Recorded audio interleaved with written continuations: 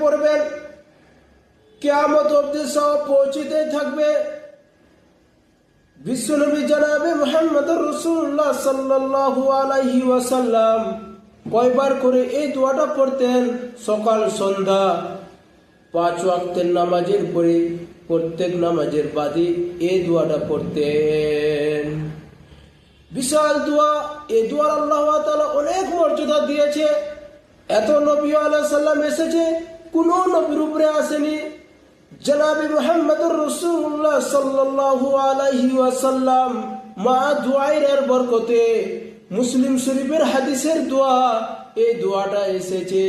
আল্লাহ বলেছে, বান্দা আমি তোমাকে দিয়েছি, তুমি লিখে রাখো, দিব আমি। তাহলে আমরা এই দোয়াটা পড়ব, সুবহানাল্লাহি ওয়া বিহামদিহি আদাদা খালকিহি ওয়া রিদা নাফসিহি ওয়া মিদাদা কালিমাতিহি। আমরা এই দোয়াটা সকাল সন্ধ্যা পড়তে থাকব। আল্লাহ তাআলা ওয়া সুবহানাহু ওয়া তাআলা আমাদেরকে কিয়ামত পর্যন্ত এই সওয়াব পৌঁছাতেই থাকবে।